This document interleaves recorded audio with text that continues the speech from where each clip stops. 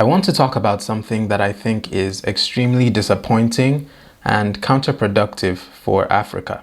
Why is it so difficult to travel within Africa as an African?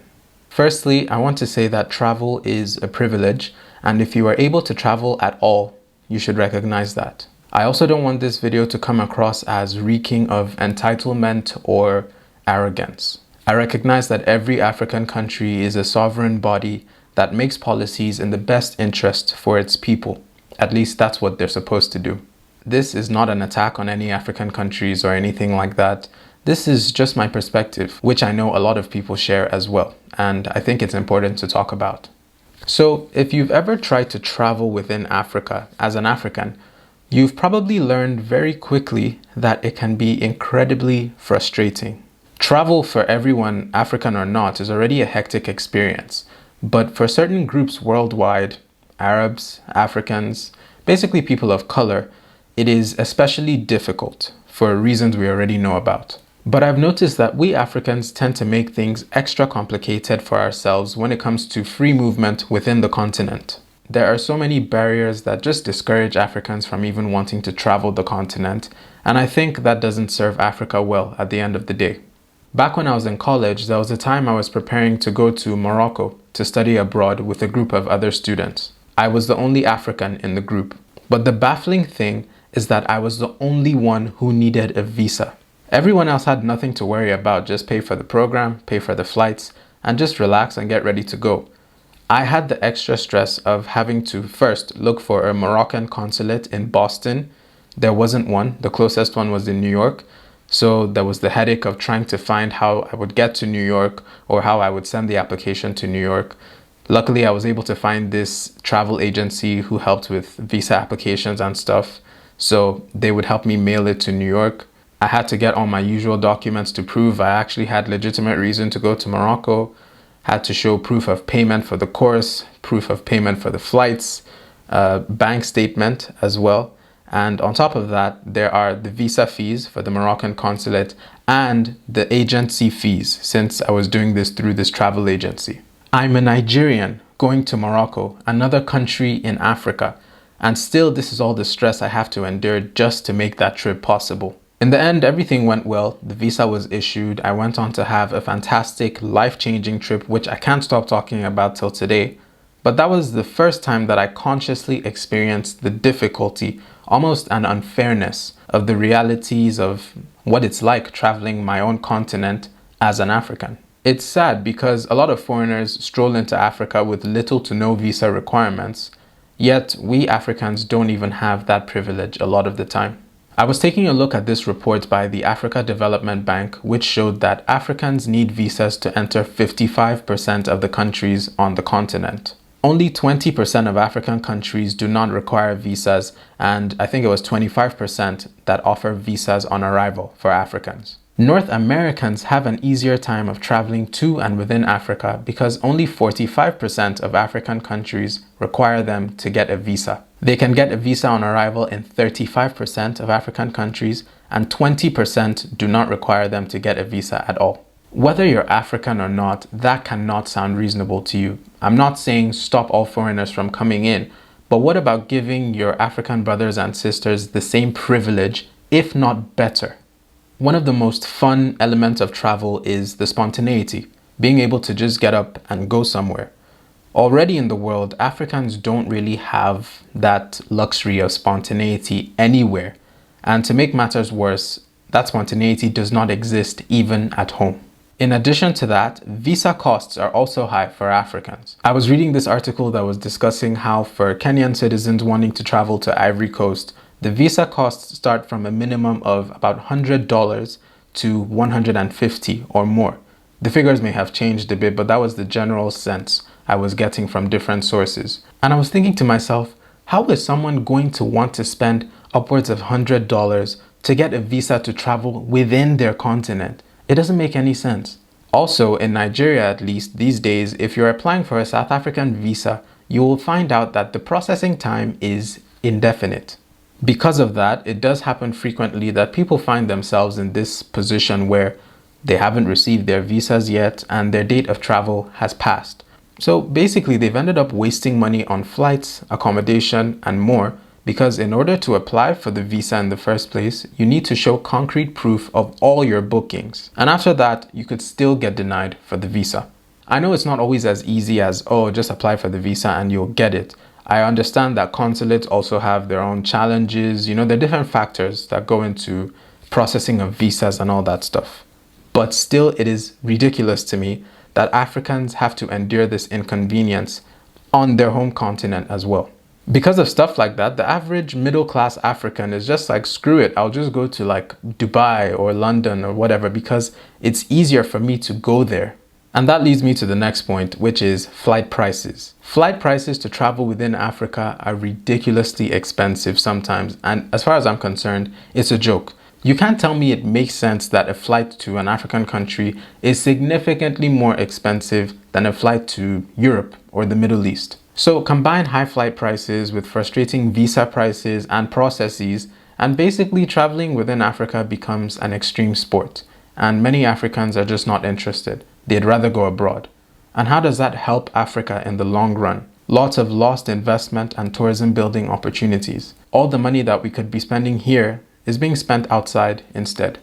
The most painful part of all this, however, is the way we treat ourselves in Africa. There is a lot of xenophobia and self-hate, and it sucks. And I've noticed this bad attitude towards West Africans and Nigerians in particular.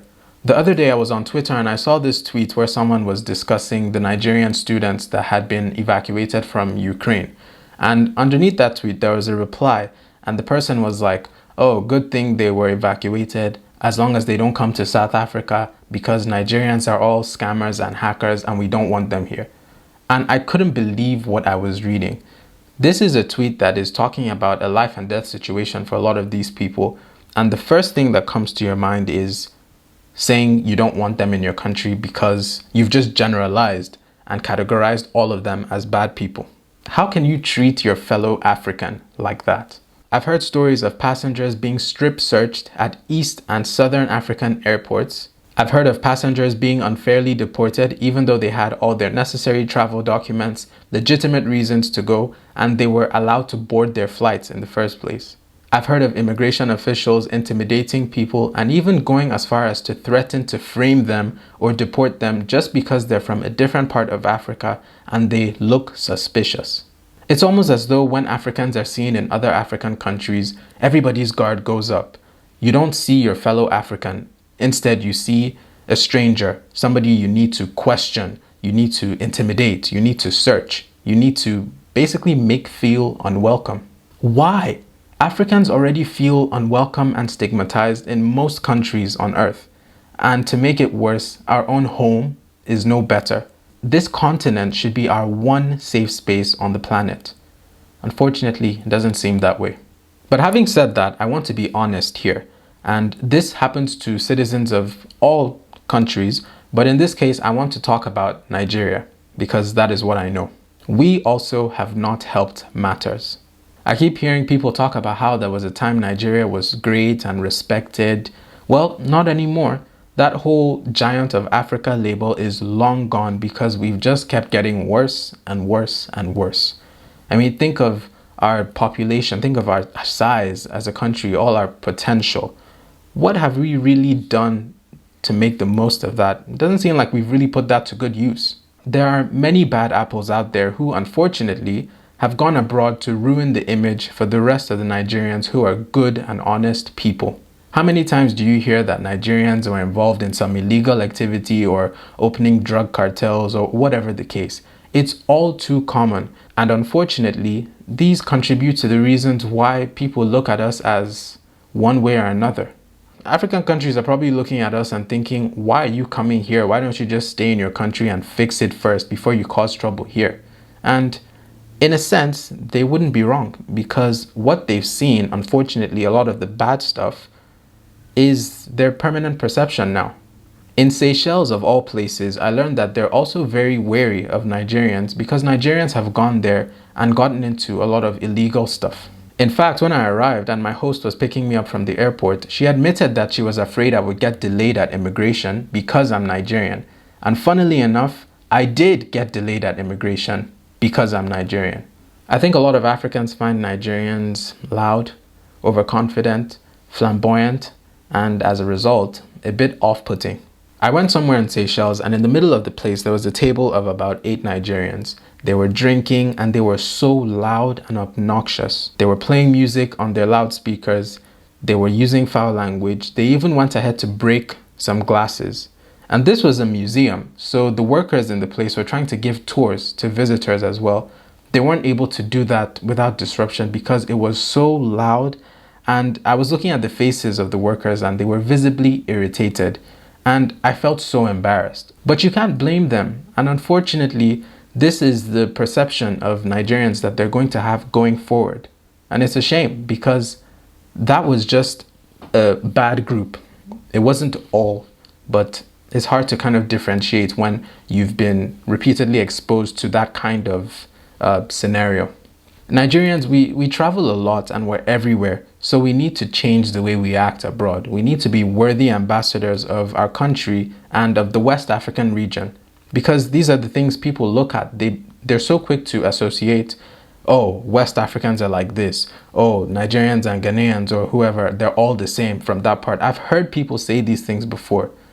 And I'm like, why are you so quick to just group everybody with such a negative image? It's hard for people to let these biases go. Until we fix our country and fix our behavior, we're going to continue to endure the insult around the continent. But I want to stress the fact that this does not justify the bad attitude towards all Nigerians or all West Africans. The generalizations and ensuing hostility do not help anything. They only make things worse. We keep talking about pan-africanism, one Africa, but the truth of the matter is Africans are not connected as we need to be across the continent.